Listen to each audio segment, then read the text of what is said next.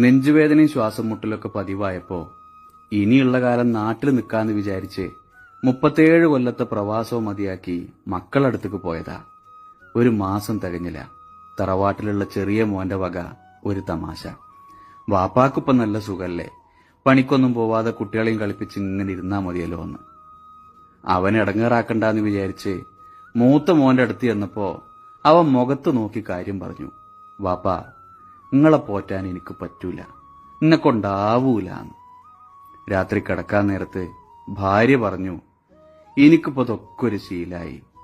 ഇവരുടെ ഈ വർത്താനത്തിന്റെ മുമ്പില് നിങ്ങൾ ചെറുതാവണത് പക്ഷേ എനിക്ക് സഹിക്കൂല. ഉറങ്ങാതെ രണ്ടുപേരും നേരം വെളുക്കണതുവരെ ആലോചിച്ചു.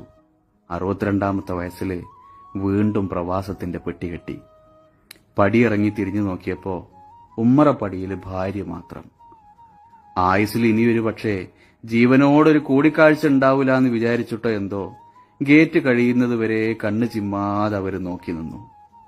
വണ്ടിയിൽ കയറിയപ്പോ അയാൾ ഓർത്തത്, എത്ര വൈകിയാലും വാപ്പാനെ കാത്തിരിക്കാറുണ്ടായിരുന്നേ. ആദ്യമായിട്ട് ഗൾഫിലേക്ക് പോന്നപ്പോ ഭാര്യയേക്കാൾ കരഞ്ഞ 2 ആൺമക്കള് തനിക്കുണ്ടായിരുന്നല്ലോ എന്നാ.